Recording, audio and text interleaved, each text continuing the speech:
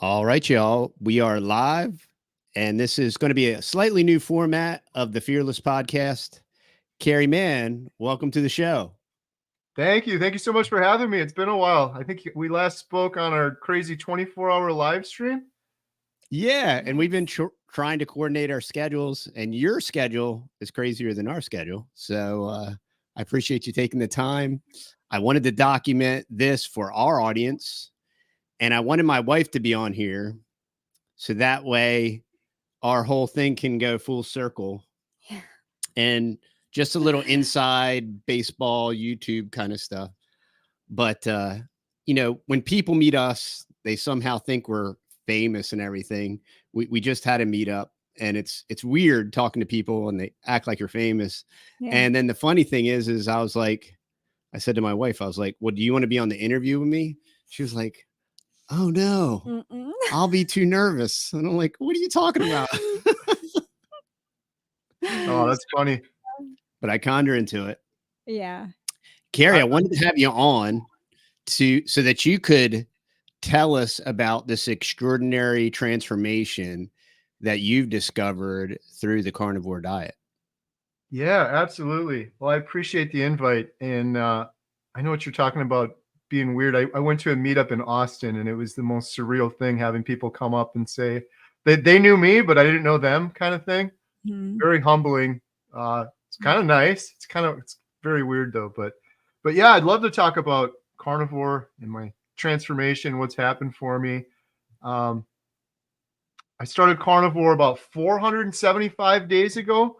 And the reason I started is because I was very sick and suffering for a very long time. I had all sorts of health issues, mainly depression and anxiety. And I had horrible, hopeless depression for many, many years. Sometimes show people this. This was all the medications I was on. Many of these were for depression and anxiety. I had suicidal depression and anxiety and insomnia. And I tried every medication, went to doctors, tried to get help, and nothing was ever working for me. And then I just went down this sort of cascade of health issues after that. I had my gallbladder removed. I was diagnosed with IBS. I had 2 kidney stones, which is one of the most painful things I've ever been through. Shortly after the kidney stones, I thought I was having my 3rd kidney stone, but it was my appendix. And my appendix burst on the operating room table. I nearly died if I wasn't in the hospital. I was diagnosed with IBS. My stomach just always hurt. Throughout most of my adult life, my stomach was always gurgling and bubbling and hurting me, and I had acid reflux, and I was on medication for that. I was diagnosed with skin cancer on my ear. I had pilonidal cysts. I was a mess. There's probably a bunch of things I'm not listing. I had arthritis in my back and elbows and my foot. They said it was gout. They wanted to do surgery on my foot. For 18 months before I found carnivore, I was hobbling around. Anytime we'd go to a store, it was kind of embarrassing for my family. I was riding around on those mobility scooters because I couldn't put weight down on my foot. It hurt too bad. The biggest thing that happened to me in my late 30s was I was at home and I went to stand up and I got very dizzy and I got very confused, and my face, half of my face went numb. My lip was drooping down. My fingers were getting numb, and I suffered a TIA mini stroke, and my wife had to call an ambulance. And I spent 4 or 5 days at the stroke unit at the hospital. Luckily, it was just a temporary mini stroke. But that, along with all of the depression, were some of my big issues. After I went in for that, they're like, geez, man, you're like in your 30s. Why are you having a mini stroke? So they did all these tests on me, and they diagnosed me with congestive heart failure, which means my heart can't keep up with the needs of my body. They measure it based on, it's called ejection fraction, and mine was 44. And that put me in congestive heart failure. So they said you have cardiomyopathy, you have congestive heart failure. And the only other thing I didn't mention was I've had an irregular heartbeat since birth, highly erratic heartbeat. Sometimes I'd have AFibs, but I've worn heart monitors all throughout my life, probably 100 times. So I've always had this weird heartbeat. And then the congestive heart failure. And yeah, that was kind of my backstory. I found carnivore 475 days ago on YouTube from Dante Ferrigno. That man is an inspiration. He has inspired so many people to change their lives, mine included. I saw Dante's video where he was talking about, I'm going to do a lion diet. I'm going to eat meat for 30 days. And I thought, this guy is insane. There's no way you can just eat meat. You're going to die. You're going to have a heart attack. You got to have your vegetables. You're going to get bored. All of these things I was thinking. And I realized his video was 2 years old. And I said to my wife, I was being a jerk. I'm like, there's no way this guy's still eating meat. Let's go watch his most recent video. And I couldn't even recognize Dante. He looked like a completely different human being, lost all of his weight, just his face. He's just full of joy. Like his whole demeanor, everything changed. He looked just like a completely different human. And I'd done keto over the years. So when I saw that, I knew the science. I'm like, of course, it's going to be deep ketosis. And when I did keto years ago, it was the only thing that ever slightly touched my depression. Like I noticed something was happening, but I could never maintain on keto. I couldn't moderate because I was still eating that sugar and carbs that I was addicted to. And on carnivore, I admitted that was an addiction and I can't moderate an addiction. So I abstained from that on carnivore. And that's why I've been successful so far. But yeah, I decided after watching Dante's video, I still thought he was crazy. And then I watched about 500 Dr. Berry videos. I found Dr. Chafee. I found Dr. Philip Ovadia, a heart surgeon. And that was a big one for me because I'm like, all my life I was told you're going to clog your arteries if you eat meat. You have to avoid it. I was eating low-fat dressing, low-fat food, all this horrible stuff. When I saw Dr. Philip Ovadia and Dr. Berry talking about this, I finally decided to give it a try. Like, what else do I have to lose? I was in such poor health. I was on so many medications. And sorry, I tend to ramble sometimes, but that's how I found carnivore. And then I started from there. So after starting carnivore, how soon did you start to see positive results?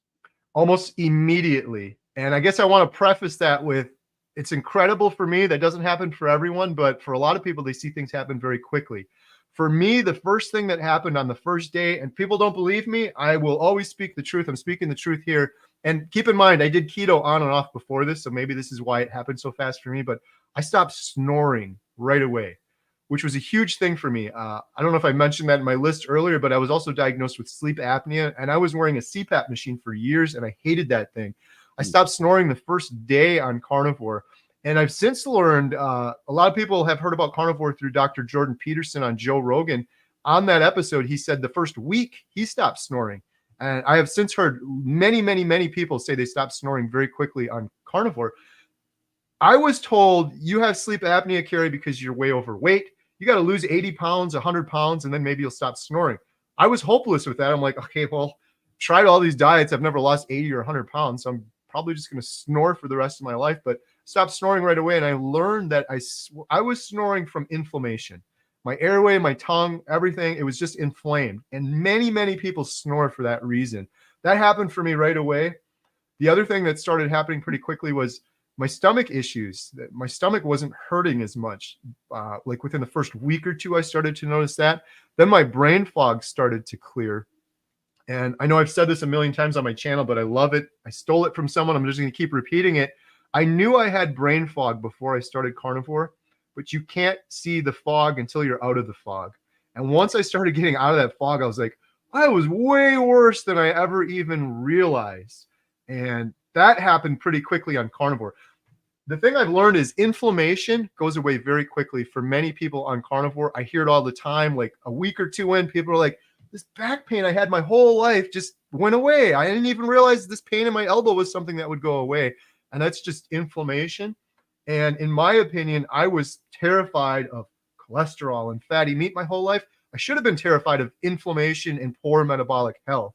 But nobody talks about that. So yeah, those were some of the things that started happening for me. I think it took about 70 days or so before my foot, the arthritis in my foot started to heal. That one took longer, but the depression and anxiety, like before day 30, had started to lift already, which was just amazing for me. When I was on all these pills, they'd give me these pills for depression, hopeless, horrible depression. It's hard to describe to people that haven't been there before. But then they would tell me, it's going to take 3 months before you know if that pill works or not. And you have to take it every single time and you can't miss any of it. That's the only way we'll know. And of course I would go 3 months and I'm like, nothing, like literally nothing. And then they're like, oh, it's okay. We're just going to up the dosage. Now you got to go 3 more months. So I would do one pill for like a year and nothing would happen. They're like, well, we'll just change the medication. So when carnivore started helping me with my depression and anxiety, I was overjoyed. There's a lot of people that say, you're so full of energy. You're so excited about carnivore. And it's true, but it's because I was in such a dark place for so long. And to be able to have something like this heal the depression, I would have given anything to just be normal. Like I would look around when I was hopelessly depressed and be like, man, that person's are just fine. They have nothing. I would have been anything to be just fine. I'm the opposite of that on carnivore. I'm full of joy and gratitude. I'm on the opposite end of the spectrum. I'm happy to be alive every single day and just living my life to the fullest. It's beyond amazing. So I got pretty fired up about carnivore. And then on day 30, I decided to do I was going to do one video, my 30-day update on carnivore.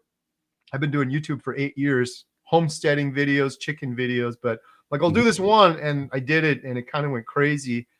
And I started hearing all of these stories from other people that were hopelessly depressed that are like, I did the same thing. It's like quickly I overcame my depression. So I got pretty fired up about it and did more YouTube videos, and then eventually decided to do this documentary. So that's the t-shirt you're wearing, Healing Humanity. That's the name of your documentary? That is, yes. Healing Humanity, the Power of a Proper Human Diet. And it was on day 68. My daughter and I decided, I had learned about the ketogenic diet through a documentary on Netflix a long time ago. I want to say maybe 15 years ago. It was called Fathead. It was the first time I ever heard about ketogenic diet. And I tested it then. I tried it then too. And it touched my depression a little bit. But like I said, I couldn't maintain it. But I always had that in my head. That was just some individual guy. He was actually, I think he was a stand-up comedian, Tom Naughton. He's like, I'm going to do this documentary. I'm going to do it all by myself. He filmed most of it himself. And that's how I found keto, which eventually led me to carnivore. So day 68, I'm like, we need a carnivore diet documentary. I'm hearing so many stories just from this one video I did. Amazing stories of healing, not just depression and anxiety like me, people overcoming type 2 diabetes. Thousands of people. Dr. Barry's done a couple of videos. He literally has thousands of comments on those videos saying, Dr. Barry, you saved my life. Dr. Barry, I reversed my A1C. Before this, I thought diabetes was a lifelong chronic disease. It's a life sentence. You get that, you can't overturn it. And it turns out it's pretty easily overturned if you're eating a proper human diet. I've heard countless examples of people doing that. So I started hearing all of these incredible stories. I'm like, we got to do a documentary on this. And day 68, I think I announced on my YouTube channel, we're going to do a documentary. It took a little while to come up with the name, but the whole idea with this documentary is not, hey, TD, you have to eat carnivore. You have to eat meat. And it's also not a documentary where we're going to dig in deep to the science and history of ketogenic diets and carnivore diets. We're going to talk about that. We have all of the good doctors and experts on it, but really the focus of our documentary is the individual story. Bill Knott, 700 pounds, stuck in Alaska, did a carnivore diet for 1 year. What happened? We're going to share that story. Maggie, the rancher in Canada, she's 83 years old. She's been eating carnivore for 65 years. We just want to put stories out there because I don't believe you can change other people, but you can inspire them. And there's so many inspiring stories out there, incredible stories. Many I wouldn't believe if I didn't physically meet with these people and look at their medical records before and after. So that's been the plan. And yeah, I don't think it can be overstated, the power of influence. And our story is long and convoluted, but I had a major arthritis issue where four orthopedic surgeons said you need your shoulder replaced. And so I got it scoped and did all this stuff, and I had stem cells, and it improved to a minimal point. I thought I would no longer be able to work, and I had to somehow supposedly retire and all these things. And I had kept seeing this carnivore stuff, and my wife was plant-based, and I would mention, and I was always eating protein, but I was like, you should really up the protein. You should up the protein. I kept telling her. And then she came across a Homestead How video. And she started sending me these videos by this guy, Carrie. And she was like, I think we should try this. And I was like, really? So we are a family of 8, and we've been carnivore for over a year now. Wow. And that is exclusively just because of your influence. And that is the power of gathering these stories right? And you just put them out there. Because, oh, Carrie, you act like this carnivore thing is like the magic bullet. And it's like this, it'll cure and heal everything. Maybe, maybe not. But look, here's what I did. Look, here's what this person did. And to just hear story after story. Meanwhile, the mainstream media, don't eat meat, eat bugs, cholesterol, eggs are bad, bird flu, and all this stuff. And then at the same time, here's another carnivore success story and another carnivore. And then people want you to like philosophically explain it. Yeah, but now, the Bible says that you should eat all this stuff. So why can't we eat this stuff? And I'm like, look, don't get too bogged down in the weeds. Try it for 2 weeks. If you have success and you start to feel better, do it for 2 more weeks. I mean, anybody can do anything for 2 weeks. Yes. And everybody that I know has significant success within 2 weeks. So like, look, just try it. And that's what I recommend. Oh man, I love it. I'm glad that I was able to influence you guys, and you're doing it. We had the 24-hour live stream we talked before, which was awesome, but it's really cool. You're doing it with your whole family. Since when we had that 24-hour live stream, I believe it was just me and maybe my daughter Emma at that point, but my whole family, mostly my older daughter is a little on and off, but my whole family is on board, including my wife. Now she just hit 100 days, and what a blessing it is to have the whole family on, because it was tough just being the sole one out by the grill, flipping the burger patties by myself, and they were doing their own thing. That's incredible. You guys are all doing it. Yeah.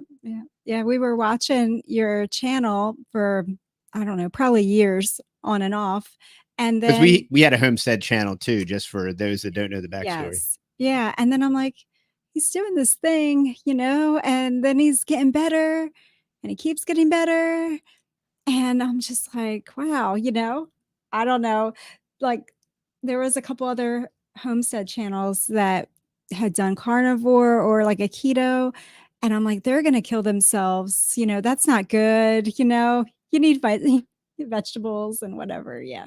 So that's why I think the stories are so important, because the mass media is you're getting the exact opposite, and it's creating this fear and doubt in your mind, just like, it's real funny. My son said this the other night. He was like, when you tell people you're carnivore, they say, oh, well, are you getting your blood work done? Right. And he said, how come nobody on this standard American diet is like, we were sitting there drinking that Coke. Are you getting your blood work done? Yeah. And it shows that paradigm. And when you get to continue to see these success stories, and then when you combine it with like video, right, to almost to the point where you don't have to say anything, and you're like, look at that guy. He looks amazing. 8 months ago, he looked like he was going to die. He had one foot in the grave, the other foot on a banana peel. And now he looks incredible. And it's just the culmination of that. And then creating this network of people, just a support group, so to speak, creating kind of like I can't tell you. I have another guy from a YouTube channel I follow. I just interviewed Pete B homesteading, these different channels I follow, and then they pop up and they're like, oh, I've been doing carnivore for 90 days. And it's just so dramatic. And I've yet to have one of these videos pop up. Yeah. I did carnivore for a year, and I feel worse, and all my blood work is terrible, and everybody lied to me. Like, I haven't seen any of them. No. Right. Yeah. It's such as my friend Bill Knott says, we're living in an inverted reality. Everything's backwards. Like literally everything, the food pyramid, everything I was told, all the advice. So if I would have just done the opposite, the Bible argument too, I get that one a lot from people. Oh, it says in the Bible, you can have fruits and you can have this, you can have that. My argument back to those people are, the fruits that they mention in the Bible do not exist on this earth anymore, because humans have perverted and changed them and genetically modified them and engineered them. Like an apple today that you eat is glorified candy, in my opinion. It's made to be sweet. Like an apple back in the day was like this big. Now it's this big. It's full of sugar. You eat it. I'd eat an apple for breakfast before because breakfast is the most important meal of the day. I'd be hungry again like a half hour later. It's just spiking my sugar levels. So, and then the produce too, all of the pesticides and glyphosate and all the stuff that's on those, and then the natural defense mechanisms those things have. It's not the same as what it used to be. So my whole thing with the documentary too was initially it was going to be just advocating for a carnivore diet. And what I've realized is what I'm really doing is returning to what's natural for humans. If you look at humanity and how sick everyone is, it all correlates perfectly with us just escaping further and further away from what's natural, primarily through the foods. Because, right, every one of us is eating foods. We have that in common. Everyone's also probably staring at a phone screen and not getting fresh air, sunshine, not exercising, but mainly through our foods. Yes, absolutely. And the other thing that I think to say to people is that, it's not natural. This drives me crazy. Sorry. It's not natural for you to go into a grocery store today and you have access to every type of fruit and vegetable on the whole earth, basically, 24/7, 365, and you can just gorge yourself on whatever, if it's papaya or if it's mango or strawberries. You can literally take home a rainbow, right? They tell you to eat a rainbow. You can literally have access to that 365. That's not natural. There is no environment on planet Earth where any human would have access to everything grown on planet Earth all the time. But we do, we have this unnatural setup called the grocery store. And, we did a lot of that. We did a lot of I thought all of the fruits and vegetables were good. So the more the merrier, and, just diversify all of our fruits and vegetables and grow as much as possible. And, of course, then they're spraying stuff, our air is polluted, whether people believe in chemtrails or not, but the air is polluted, the water is polluted, the soil's polluted, there's forever chemicals everywhere.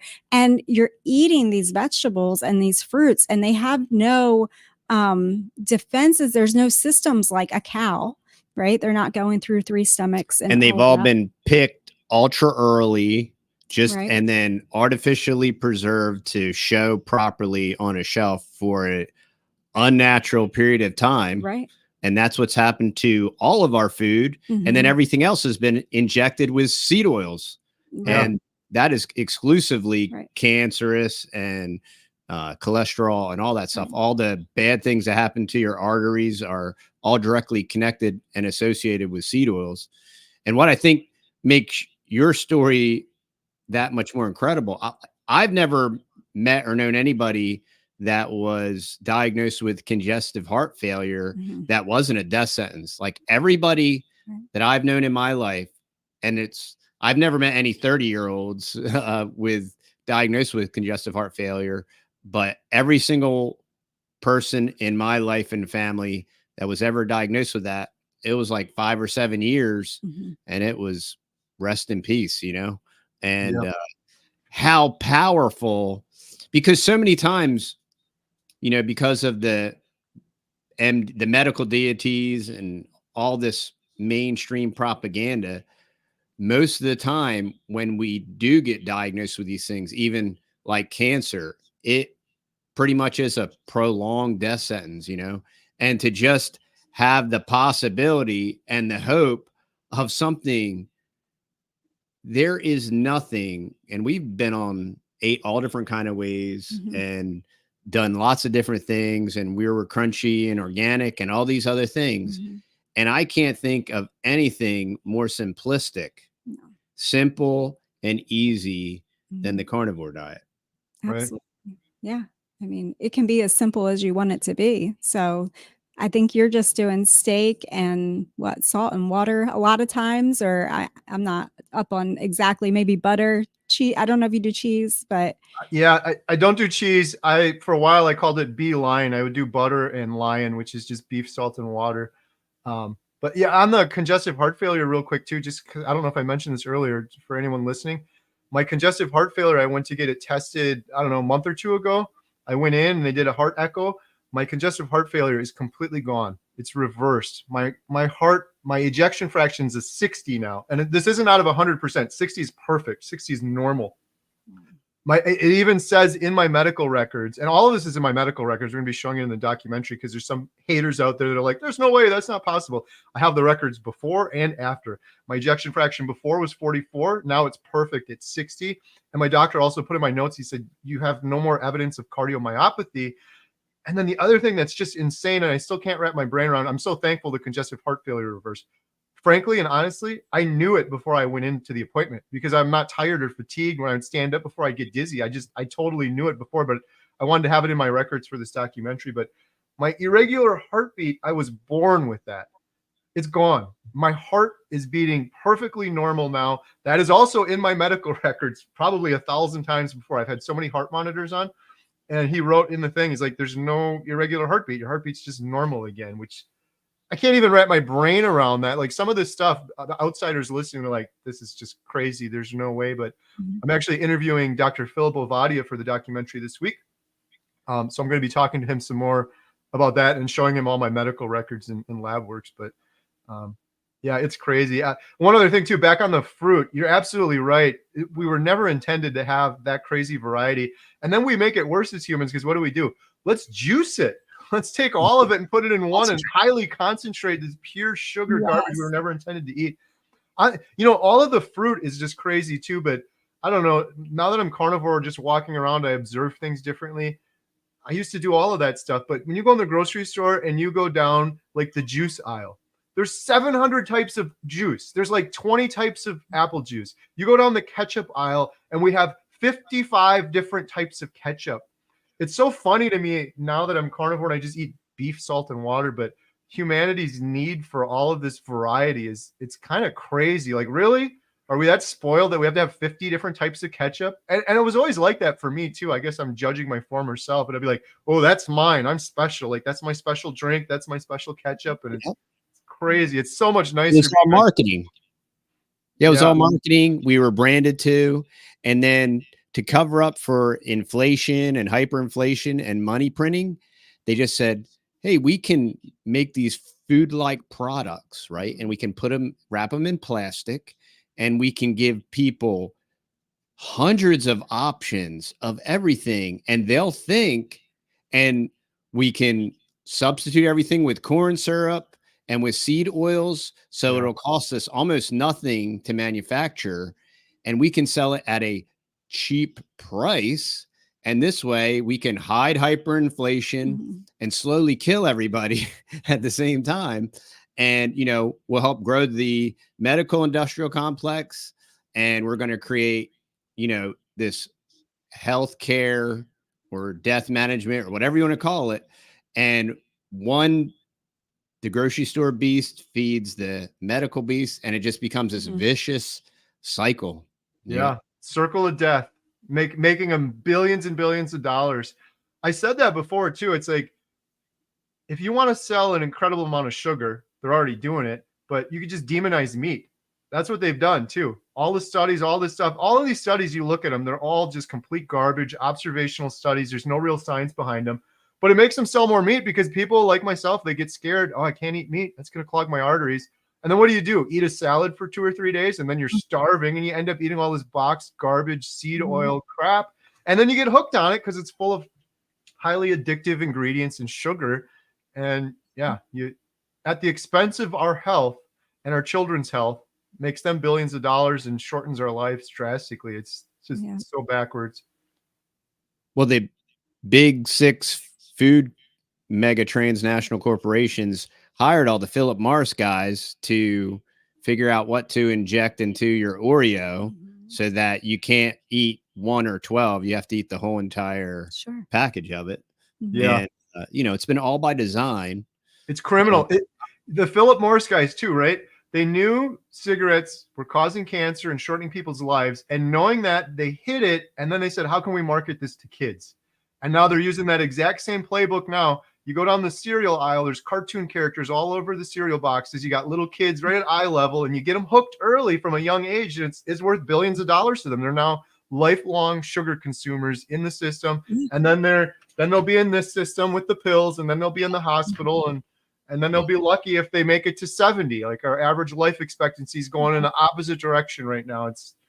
I get really fired up when we start thinking about this next generation and the children too, because I ate bad, pretty bad. I say I ate processed foods, right? This next generation is ultra processed. They're even worse than I was. These kids are walking around with their Starbucks drinks, and it's got this much sugar in it, just liquid sugar mainlining right into the system. It's criminal. And we're getting them hooked early from a young age. Yeah, Johnson & Johnson did it early with baby powder, and they knew it was giving women cancer. Now Johnson & Johnson is making all different kinds of stuff that you can put in your body, and it's the same thing, different day. And we as informed consumers just need to make better choices.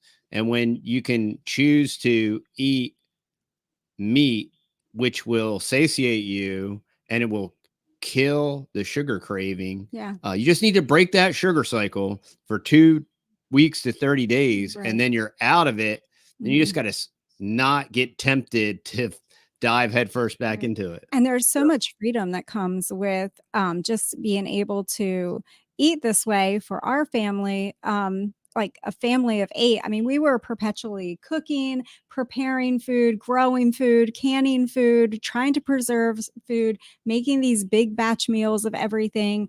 And now, I mean, it takes so little food to fill up and sustain our children. Like, it's insane. Like, our older boys, they have like a carnivore coffee for breakfast. They'll put like a half a stick of butter or something in their coffee, and then they're gone for the day. They work all day, and they come home and they grill up some hamburgers on the Blackstone. We got the Blackstone. We like upgraded our grill now, and it's awesome. That's just, it keeps all the fat, like it doesn't go through the cracks of the grill. So the burgers are epic like that. But they'll just make some burgers, and then they're full and they're good for the night, and my little kids, like, they can make their own scrambled eggs and ground beef. And we do cheese with them too. So now they are making these like cheese tortillas, and they'll put eggs and ground beef in it and stuff, and it's like they're full for the rest of the day. They're good to go. Maybe by dinner time, they'll start to get hungry again because they're little kids. But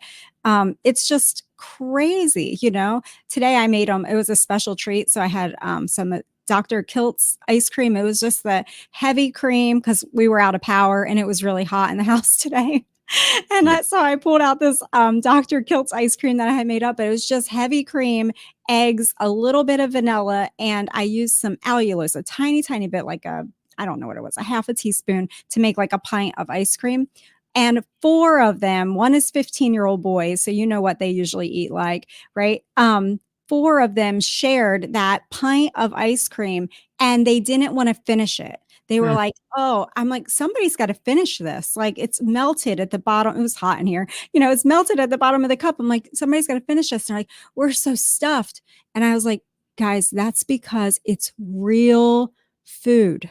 Real food fills you up. Now, how much ice cream could you eat if it was just, half gallon? Yeah, it would be endless. They would have been asking for more. They would have been saying, can I have some more ice cream? Oh, that's all the ice cream I can have, But here's a pint of ice cream filled up 4 kids, and they didn't want to finish it because it was heavy cream and eggs, vanilla, and a tiny, tiny bit of that sweetener like allulose. But I'm like, that's crazy. Like, when you think about like the cost of raising a family today, even if you just have 1 or 2 children and you go to the grocery store and try to buy food, if you're really trying to buy real food, whole food, right?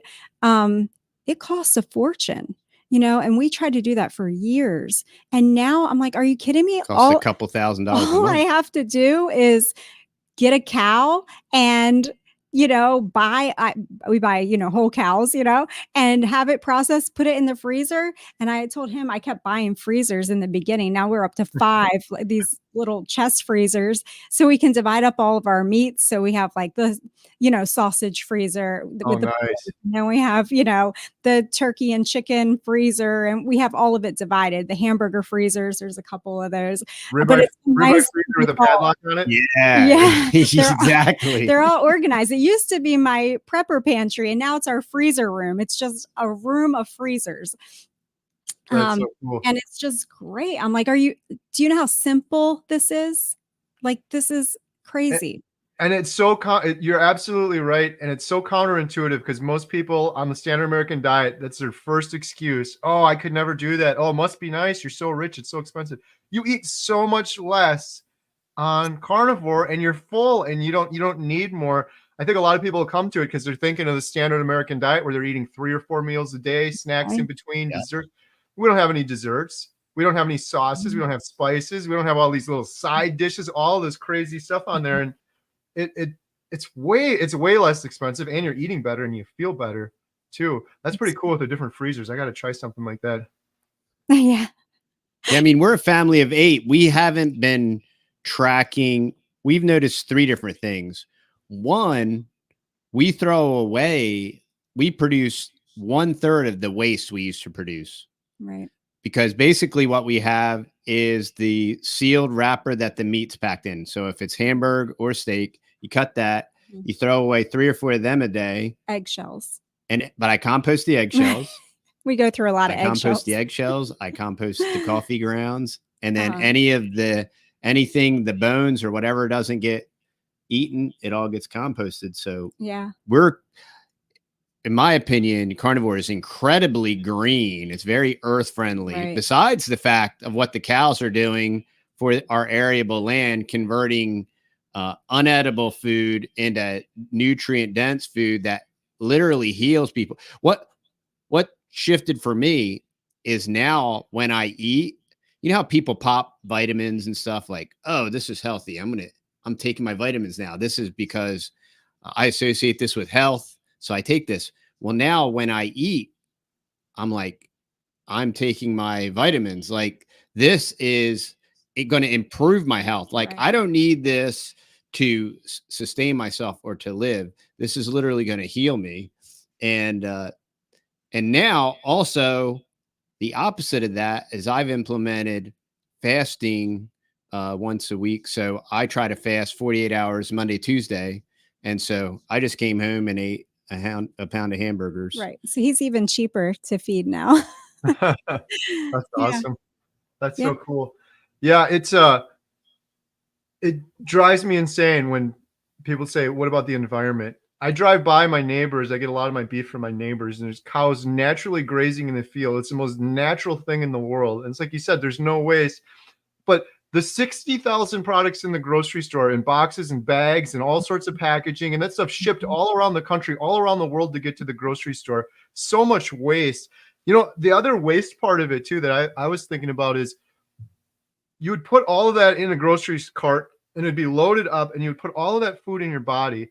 And it was all waste. That's why we would go, not to be indelicate, but that's why you go to the bathroom all the time. That's why people, when they start carnivore, they're like, I'm not going every single day like I used to. Yeah, that's because you were putting all that waste in your body. Your body didn't even need it, just waste out. So you waste all of your money to pay to fill this whole grocery cart up, put all this food in you that ends up down in the toilet because it's waste. Your body doesn't need it anyways. But then think about the toll that takes. No wonder people on standard American diet have brain fog and they're fatigued all the time. It takes an incredible amount of energy to process all this roughage and waste and seed oils and garbage your body was never intended to. And we do that every single day for weeks and months and years. And then it turns into decades and we end up with cancer or heart disease or type 2 diabetes. And we wonder why. I'm so happy for your young kids that are doing this. That's just incredible to go their whole lives eating the proper foods, not putting that toll on their body unnecessarily, not having that brain fog. The one thing I learned on carnivore really early on, I interviewed Dr. Chafee. I was on day 60. He's like, it just keeps getting better and better. And I'm like, it can't get any better. I feel incredible on day 60, but he was telling the truth. There's a lot of science behind that. Like your mitochondria regenerating, stuff that'll take like years and years. And for your children to be doing that from such a young age, it's going to be next level. I often think about, like, Dr. Chafee is a next level human, right? Everyone pretty much admits that. you look at him, the guy's a specimen, but just hearing him talk, he's so smart, but he's always working. He's always doing things. But imagine if he had done that since childhood. I can't even imagine. I can't even imagine. Like this next generation of children, if they're all carnivores, it'd be absolutely incredible. And it's so easy. It's so much easier to raise kids and not have them perpetually eating and perpetually, just like us, you know, we're just perpetually thinking about the next snack, the next thing, you know, it's just, I don't know. There's just so much peace in the house when they're full, they're satisfied, and then they're outside playing. And, you know, it was funny. We went past a pasture up the road today, and my daughter, she was like, "What are they doing with that pasture, Mom?" And I said, "I don't know, honey. It's just there. They need to put a fence around that and put some cows on that." Yeah, they do. And she said, "And that would be good. That would feed a lot of people." And I said, "Yeah, and it would really help that land to get better and better too, you know." And it's neat just their thinking, you know, with it all. It's so important. You know, we have pasture, we have cows, and the reason we started homesteading, right? And the reason a lot of people you hear they start homesteading is we want to get connected to our food. We want to know where it comes from. We want to know what our food ate and all these different things. And it's so neat that as you go down that trail, you know, and we had the big stupid garden with all the cucumbers and tomatoes. And this time of year right now, you would be trying to pick all that stuff in 105-degree heat and everything. And so now our food prep is streamlined. We have all of our garden time back. And it just makes our life so much more simplified. And, you know, that's boring to a lot of people because, you know, well, I just need a lot of choices and a lot of options. But America's this hyper consumerism thing. I always recommend the book, The Millionaire Next Door. And it's all about just hyper consumerism and being disciplined. And that is the beauty of the carnivore diet is you can take control. The food no longer controls you. You can control yourself, right? Because now you have mental clarity. You don't have all these opioid addicted things like pulling at your brain, like eat this, drink this, chew that, you know, and you're now in control of yourself and you can be a disciplined person and you can allow yourself to heal all at the same time. Right. Yeah. And even if it's just like simple carbs and simple sugars, like we had all the fruit and like I could eat 5 pineapples in a day. If I went to the store and bought a basket full of pineapples, like not 5 pineapples in a day. What am I saying? Like oranges or grapefruit. I could eat, like I would get the pink sweet ones. I just loved the sugar. So when you said like it's an addiction, once I realized it was an addiction to the sugar, even if it's natural sugar, you know, what you could argue about the fruits today and all that, but you know, even if it's natural, it's one ingredient food. We did that for years, you know, try to do one ingredient foods, you know, they would eat the whole basket. You know, you come home with a couple bags of grapes, they're gone. I mean, the kids would devour them. Why? Because it's just sugar. It's like this really, really condensed, super, super sweet sugar. And, you know, it's just crazy the simplicity that it brings. And there's more to life than eating is what we figured out too. Right. Yeah, when you're freed up like this, it's like, wow, we have time to like go and do things. And this is great. Well, on that note, we interviewed Pastor Jimmy for our documentary. And one of the things we were talking about was one of the 10 commandments is thou shalt have no other gods before me. You shouldn't idolize other things. And I was like, prior to carnivore, how did I not idolize food? That's all I thought about. All I talked about. Every single family get together. What are we going to eat? Let's go out for dinner. What's next? It was always food, food, food. And now I'm just thinking, imagine if I had that same energy, that same reverence, that same focus for God my whole life. That's how it should have been. And now we can do that because you don't have that anymore. It's very, very liberating to have that freedom and no more addiction. Absolutely. Yeah. So Carrie, I think you have like maybe a trailer or a teaser or something. Did you want to share that? Yeah, why don't we do it? Why not? So we have this 3-minute, some of you may have seen it, some of you may have not. It's a 3-minute, it's kind of a sneak peek of the documentary we've been working on, but we've filmed 26 people. This is from earlier in that process. We're currently working on a trailer that's more suited for the general public. We actually made this one for Hack Your Health, the big conference. And so people that are already familiar with keto and they know who Dr. Barry is, things like that. So we do have a new version coming, but it's really kind of crazy. I was telling TD and Faith here earlier, we're going to also be interviewing Tammy Peterson for the documentary. We just got confirmation on that. And as she confirmed, she said, oh, Dr. Jordan, well, she didn't say doctor, she said Jordan, but I call him respectfully, Dr. Jordan Peterson is going to retweet your trailer. So he tweeted this out this morning, our trailer, on his Twitter page, which is just unbelievably humbling. I can't believe it. He's a big fan of Maggie, who's in there. So we weren't going to release this to the general public. We were going to wait till we had the other one, but Jordan Peterson's tweeting it out. I'm like, let's just go and share it with people. So yeah, maybe we'll show you. And just one quick note: the woman that you see in this video, you'll probably be able to hear it, but she's 83 years old. Keep that in mind. I'll hit play on this here. It's just a short 3-minute trailer. Let me do it right here. Carrie here from Healing Humanity. A proper human diet has changed my life forever. Not only am I down over 100 pounds since my heaviest, I also overcame depression and anxiety and many other issues. Now I'm going on a journey to help others do the same. You know, I've been a doctor for nearly 30 years now. We've all been misled for so long. And they gave me pills for anxiety. They gave me pills for depression. Our bodies are so deficient and so malnourished that of course you're going to get diseases. Of course you're going to get sick. I believe that I may have caused my cancer. It is no way to live. It's a nightmare. I was just so hopeless for so many years. It just kills me to know that the answer was out there the whole time. The food that we're eating nowadays is simply not food. I mean, just because we put it in our mouths and we chew it and swallow it doesn't make it food. We can sit back and we can say the bloody doctors, it's not their fault. They were trained and they're doing what they were trained to do. The thing that really pisses me off is that the people that we should have been able to trust, the literal organizations that we look up to protect us, are the people who have done the majority of the misleading.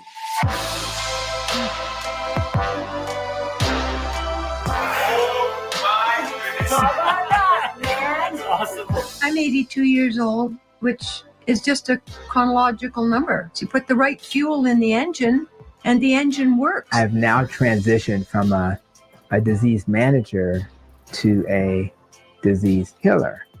I've transitioned from a drug dealer to a healer. 3 weeks ago, I didn't know this man, Bill, from Alaska. Bill is 700 pounds and he's been stuck in his house for 4 years.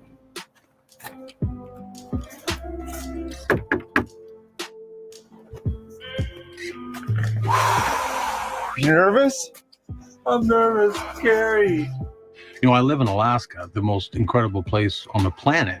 I had to have a toilet put, a few feet from my bed, which I can barely walk to as is. I have not been outside in over 4 years. This is life or death for me.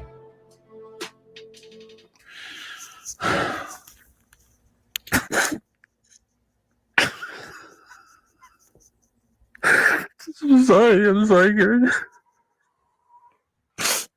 I'm sorry about that. Here. Man, Thanks, dude. Oh my gosh. Oh my gosh. Now, for the first time in a long, long time, I'm looking towards the future, which I have not had in such a long, long time. And it's just the most incredible feeling.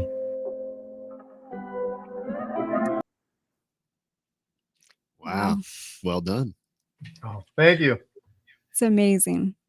Yeah, and for those that don't know, Bill Mott has everyone always asks me about Bill. I talk to Bill every day. I love Bill. He's got an awesome YouTube channel. So check out Bill Mott. And he just recently, for those of you that don't know, went outside for the first time in 4 years and standing upright and walking around. And I haven't caught he did a video today. I haven't watched it yet, but looks like it's going to be a really cool one. So, but we have filmed 26 individuals for the documentary. So you saw just a couple there. This was sort of an earlier version. Right now, we're working on a longer version that we're going to be submitting to Angel Studios.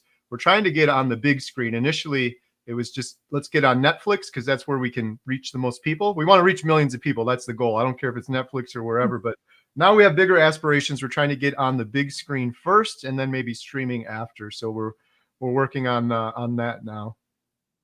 That's amazing. Very cool. So how many people total do you think will be, their testimonials will be on the? Yeah, that's a good question. So we have 26 between the doctors and individuals right now. And I think we have 14 more that we're planning on filming right now. The tricky part is this. Initially, it was going to just be the documentary, but we can't do some of these topics justice in a 90-minute documentary. We decided to talk about cancer. My buddy Jeff DeProsperous, who you saw in the trailer. And it's like, we could do a whole documentary on cancer. So the plan is, we're going to have the best stuff in the documentary, but then we're going to do a subsequent series afterwards. So the number of people, it's like, no, it never ends. I keep getting these more incredible stories, and we got a team of volunteers that are helping. I'm like, we got to cut this off at some point, but then we kind of don't, because we're going to keep doing it for the subsequent series afterwards. So awesome. Have you tracked how many miles you've traveled so far for the documentary? You know, I haven't. I wish I would, because it's starting to get kind of crazy. Alaska was kind of the big one. Then I went to Canada twice. Was down in South Carolina. We drove down there. And next month, I'm going back to Alaska again. It'll be 1 year for Bill, who you saw in the trailer. He hits his 1 year mark next month. So my daughter Emma and I are traveling there again. And then I'm hoping to get over to the UK. There's a lot of cool carnivores in the UK, including my buddy Lee Copus, Kent Carnivore. He's got an amazing story. Hoping to film him and some others out there as well. And I was invited in November to go to Australia. That's going to be the furthest I've ever traveled. There's a carnivore conference there called the Carnivore Collective. I'm going to be speaking at, and then we're going to be filming Limitless Lindy down in Australia, and some more filming hopefully with Dr. Chafee as well. Very cool. So the documentary is probably, you think, like a year out? Yeah. We're hoping for a summer of next year. Optimistically speaking, I always tell people, a lot of people just don't know, but many documentaries, it could take 4 or 5 years, and ours is trickier. I have people telling me like 4 months ago, what the heck's going on with this documentary? Why are you not done yet? And I'm like, we agreed to follow Bill for 1 year. He hasn't even hit a year. As of today, he hasn't even hit a year. He's still got another month to go. So that adds to it for sure, following people over the course of a year. But the other thing is, like, there's no other carnivore documentary out there, or proper human diet documentary, and we only get one shot at it. So we want to do a really good job. Mhm. Also, we're trying to get on the big screen, and most of the documentaries on the big screen cost millions and millions of dollars. We're doing it for a fraction of that, all crowdfunded, no Beyond Meat sponsorships or companies that are going to put some sort of bias into there. We just want to share the truth. That's also very rare. Very few documentaries get made without, unfortunately, some sort of bias or incentive or pharmaceutical or something being sold in it in one way or another. Speaking of that, how's your fundraising going? Are you where you need to be funds wise to make it happen? Well, we're not where we are to make it happen. I'm so blessed and thankful because we've raised a lot of funds. It's just really expensive doing a documentary like this. It basically, just to summarize it for people, in terms of editing, it costs us about $1,000 a minute for edited footage. So if we have a 90-minute documentary, to have them edit that, it would be $90,000 for the editing. And we actually have that. We've raised, we're about to hit $150,000 we've raised. But initially, we had to purchase all the camera equipment, all the lighting, and it has to be Netflix approved cinema grade camera equipment. So, of course, it's the expensive stuff. Thankfully, we have all of that so we can go around and film.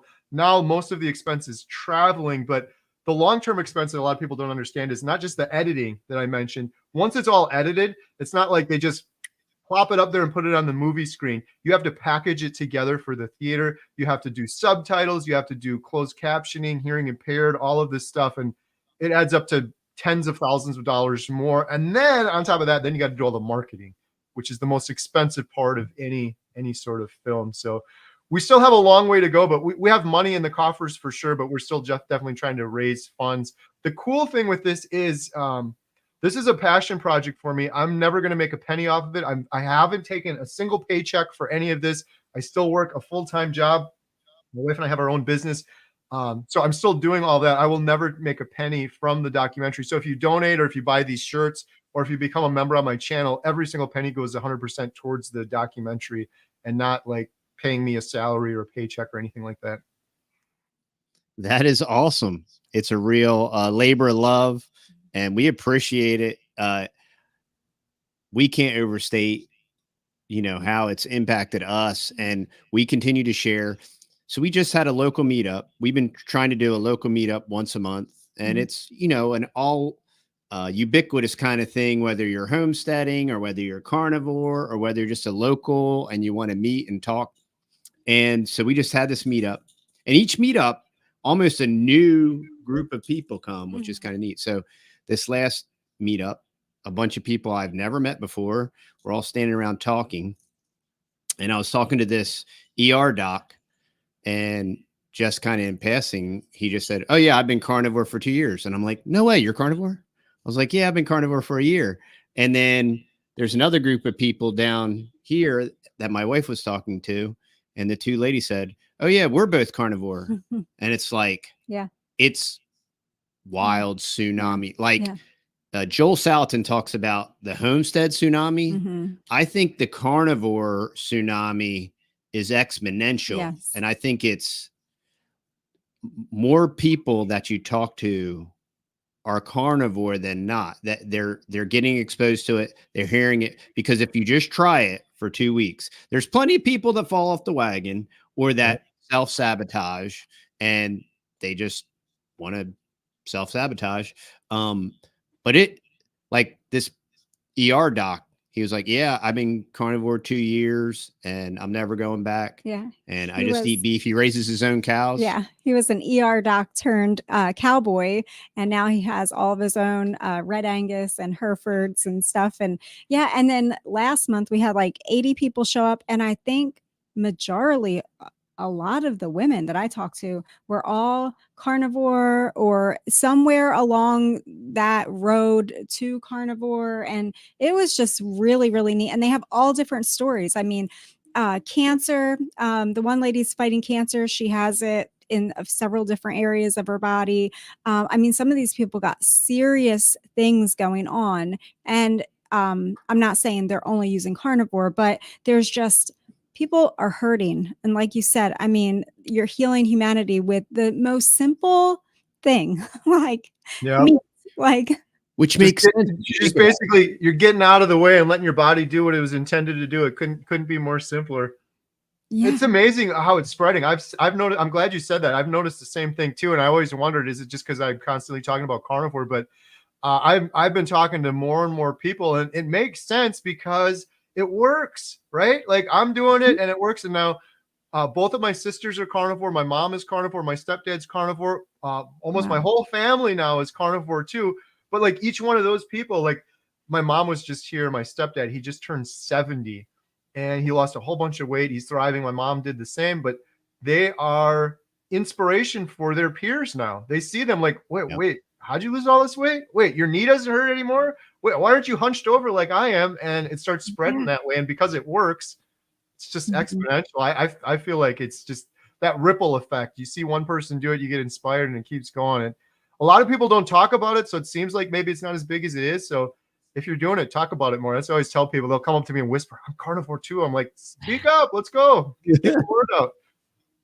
Well, the other thing is it's so simple. It almost seems too simple. There aren't all these, well, I got to track my macros and I got to have these digital widgets on my phone, and I got to figure out what this person says, how many numbers this food is. And then I need to add up the numbers and carry the one. And it's like, whoa, like this is way too. And something really interesting that happened to me 6 months into carnivore, I broke out with eczema on this elbow and I didn't even know it was there. And one of my little ones, he's like, "Daddy, what's on your elbow?" And I'm like, wow, check that out. I've never had eczema or skin issues or anything like that. And 2 weeks ago, it started to hurt. I was like, wow, that's weird. Like, hey man, I'm doing all this stuff right. And I just got this eczema on my elbow and now it's hurting. Well, it took like 3 days, it hurt. It was like sore. And now a week later, it is almost imperceivably gone. There's just barely, Mhm. but you know, whether it was oxalate dumping or whatever, but like what you were saying, the longer, because I'm a year in, the longer you're on it, you just continue to see these health benefits and continue to improve. And that's enough to make you walk the straight and narrow, I think. Right. Yeah. I want to just add one thing you said earlier. Anyone can do anything for 2 weeks. Totally. So many people don't give themselves credit. Like, I could never do that. Really? For 2 weeks? Come on, you could do it. But if you do it, do it. Like, actually do it. Some people say, I tried carnivore and it didn't work. And then I talked to them more and they're like, well, I kept Diet Coke in. I had some berries here, there, or that.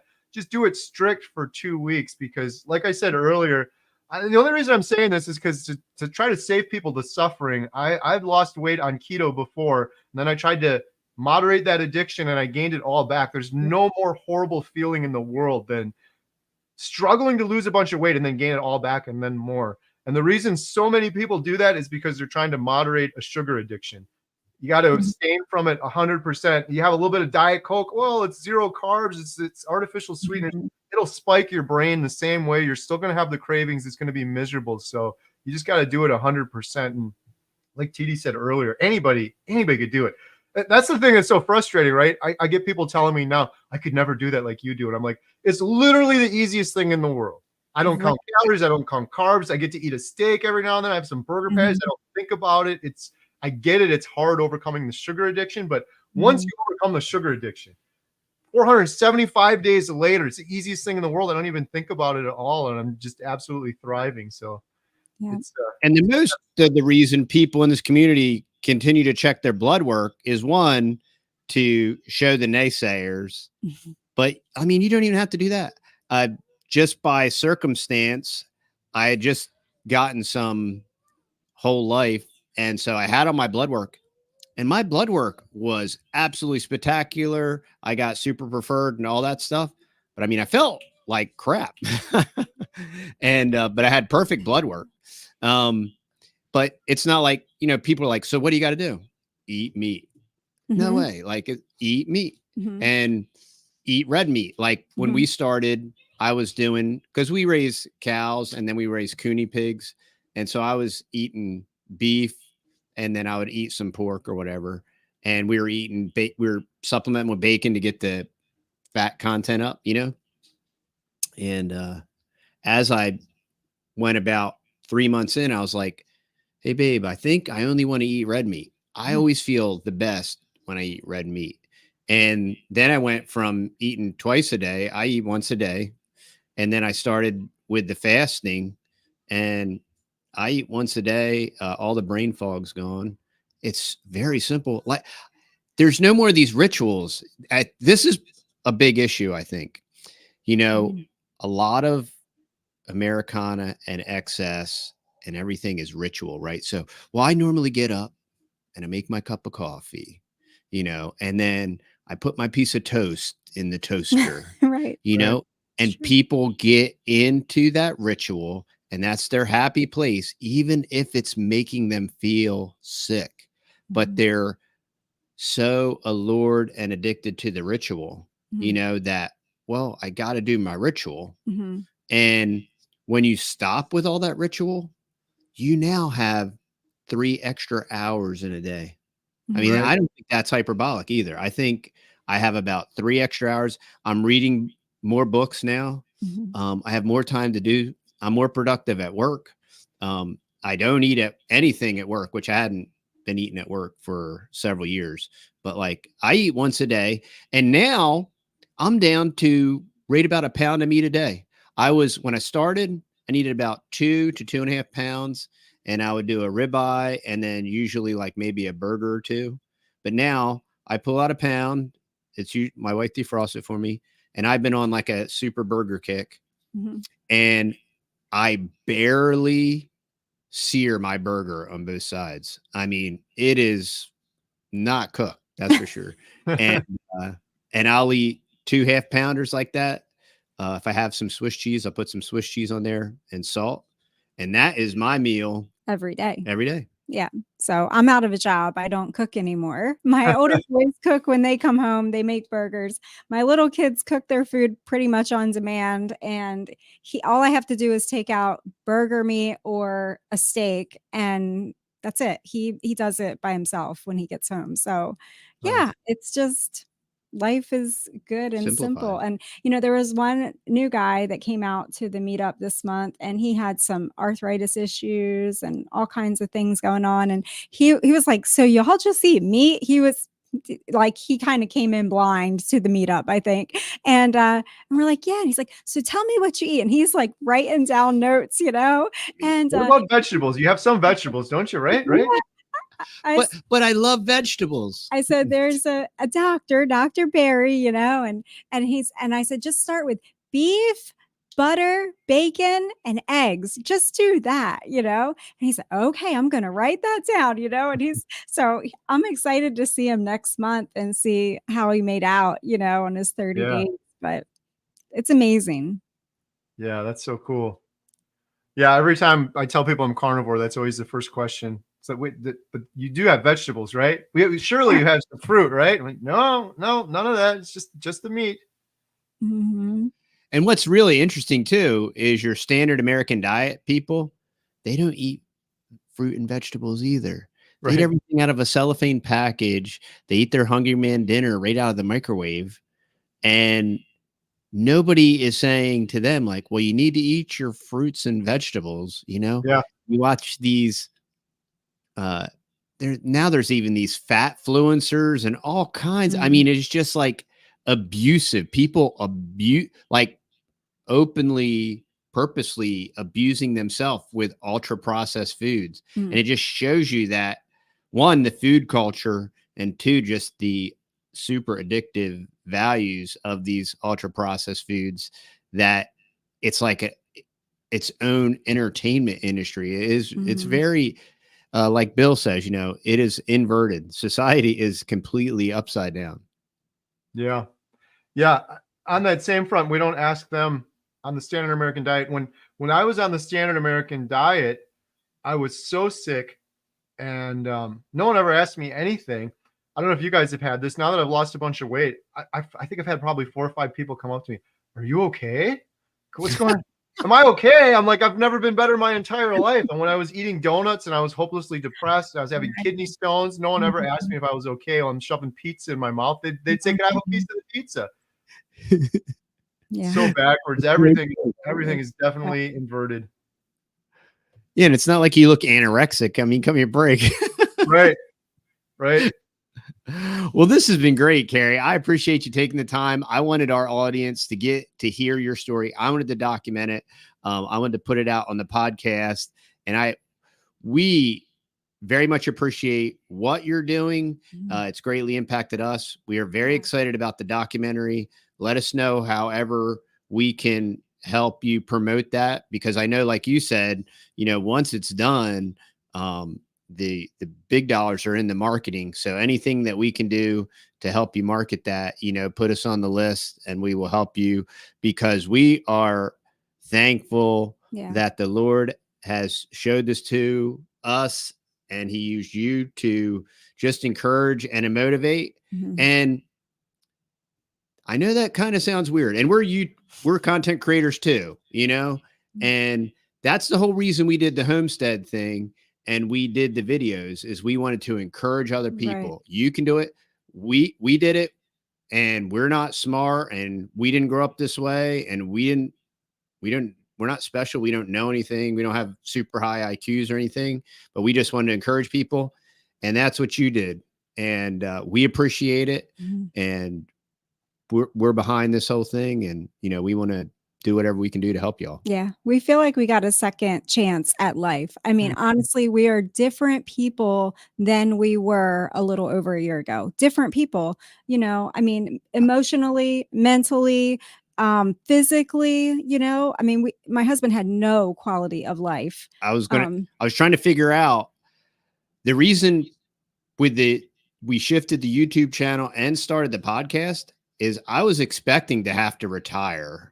And I could walk around, but other than walk around, like I couldn't do anything. I had so much pain, and and every time I talked to a doc, all he would say is, well, I told you you needed a shoulder replacement. So if you want to do that, I can do that.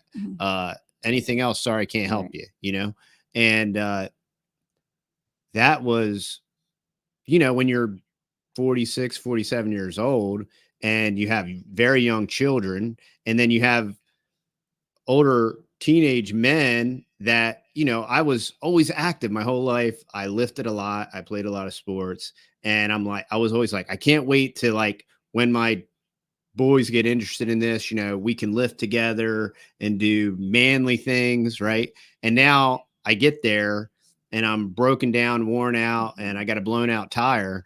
And you can't overstate getting a second chance, and how simple and easy it is, how non-complicated it is. We were doing it the hard way. We were doing the crunchy Whole Foods, and for the last 20 Very years, bags of oats. It didn't work. We were doing all of it, and we were just getting sicker and sicker and sicker.